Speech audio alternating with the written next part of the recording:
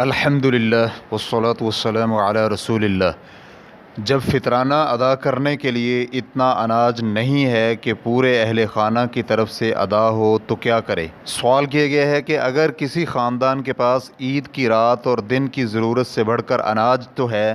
لیکن اتنا نہیں کہ پورے خاندان کی طرف سے فطرانہ ادا ہو، تو کیا وہ بعض کی طرف سے فطرانہ ادا کریں گے یا پھر سب کی طرف سے ساقط ہو جائے گا؟ الجواب بعون الوہاب۔ اول، گھر میں عید کی رات اور دن کی بنیادی ضروریات سے زائد اناج موجود ہونے پر ہر مسلمان کے ذمے فطرانہ ادا کرنا واجب ہے، جس کی مقدار 1 صاع ہے۔ یہاں گھر کے سربراہ اور زیر کفالت لوگوں کی بنیادی ضرورت کو مد نظر رکھا جائے گا، کیونکہ سیدنا ابن عمر رضی اللہ عنہما سے روایت ہے، رسول اللہ صلی اللہ علیہ وآلہ وسلم نے فطرانے کی ادائیگی کے لیے کھجوروں یا جو کا 1 صاع ہر غلام، آزاد، مرد، عورت، چھوٹے اور بڑے مسلمان پر لازم قرار دیا ہے۔ نیز آپ صلی اللہ علیہ وآلہ وسلم نے فطرانے کے بارے میں حکم دیا کہ لوگوں کے نماز کے لیے نکلنے سے پہلے ادا کیا جائے۔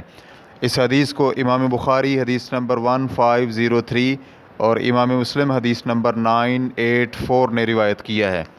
اور یہاں گھر کے سربراہ اور زیر کفالت کی ضروریات کو مقدم اس لیے کیا گیا ہے کہ ان کے کھانے پینے کا بندوبست فطرانے کی ادائیگی سے زیادہ ضروری ہے، اس لیے گھر کی ضروریات کو مقدم رکھنا ضروری ہے۔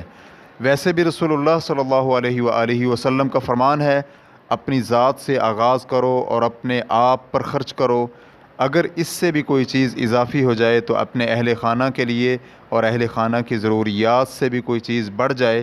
تو اپنے قریبی رشتہ داروں پر خرچ کرو، اور اگر رشتہ داروں پر خرچ کر کے بھی کچھ بچ جائے تو پھر یہاں اور یہاں خرچ کر دو۔ آپ علیہ الصلاۃ والسلام نے یہ کہتے ہوئے اپنے سامنے، دائیں اور بائیں اشارہ فرمایا۔ مسلم حدیث نمبر 997۔ دوم، انسان پر اپنی طرف سے اور بیوی بچوں سمیت دیگر زیر کفالت رشتہ داروں کی طرف سے فطرانہ ادا کرنا اس وقت ضروری ہوتا ہے جب ان کا نفقہ انسان پر لازم ہو۔ تاہم اگر کسی کے پاس اتنی مقدار میں اضافی اناج نہیں ہے جس کے ذریعے تمام کی طرف سے فطرانہ ادا کر سکے تو پھر کچھ لوگوں کی طرف سے ادا کر دے اور اس میں سب سے قریب والے سے آغاز کرے۔ لہٰذا پہلے اپنا فطرانہ ادا کرے، پھر اپنی بیوی کی جانب سے، پھر والدہ، پھر والد اور پھر اولاد کی جانب سے، پھر اپنے دیگر رشتہ داروں کی جانب سے جیسے کہ بھائی بہن وغیرہ۔ جیسے کہ اس بارے میں زاد المستقنع صفحہ نمبر 77 میں ہے،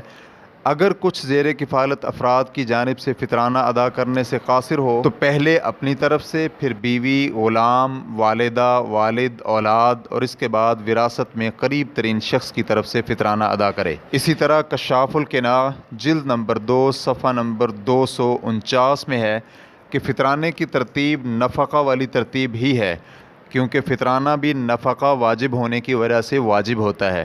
چنانچہ اگر اتنی مقدار میں اناج نہ پائے کہ تمام افراد کی جانب سے فطرانہ ادا کر سکے تو لازمی طور پر اپنے آپ سے فطرانہ ادا کرنے کا آغاز کرے، کیونکہ پہلے گزر چکا ہے کہ فطرانہ واجب ہونے کی ترتیب بھی وہی ہے جو نفقہ واجب ہونے کی ترتیب ہے،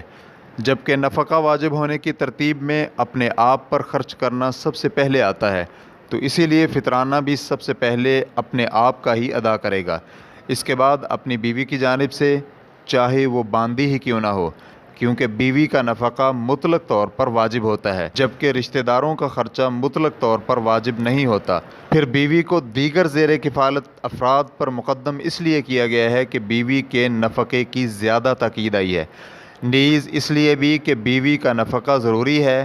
کہ اس میں استمتاع کا عوض بھی پایا جاتا ہے۔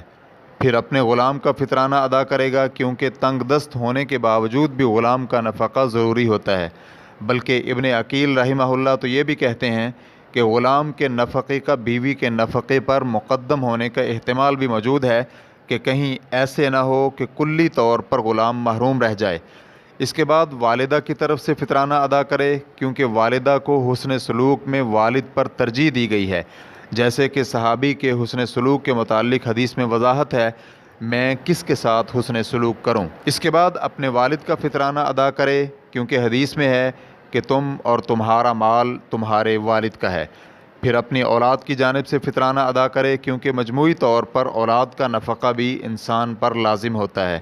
اس کے بعد وراثت کی ترتیب کے مطابق قریب ترین رشتہ دار کی جانب سے فطرانہ ادا کرے گا، کیونکہ قریبی رشتہ دار کا دور والے رشتہ دار کی بنسبت زیادہ حق ہے۔ اس لیے یہاں فطرانے کے مسئلے میں بھی وراثت کی ترتیب کو ہی ملحوظ رکھا گیا ہے۔ تاہم جس وقت ایک درجے کے 2 یا اس سے زائد رشتہ دار اکٹھے ہو جائیں، مثلاً 2 بیٹے یا کئی بیٹے یا بھائی وغیرہ، لیکن ایک ہی باقی ہو، تو ان میں قرعہ اندازی کر لے، کیونکہ اب ان میں ترجیح دینے کا کوئی سبب نہیں ہے، اس لیے قرعہ اندازی ہی ہو سکتی ہے۔ واللہ تعالی اعلم۔ اسلام QA ریکارڈنگز، مؤسسۃ الشیخ محمد صالح المنجد، المملکۃ العربیۃ السعودیہ، فتویٰ نمبر 33762۔ والسلام علیکم ورحمۃ اللہ وبرکاتہ۔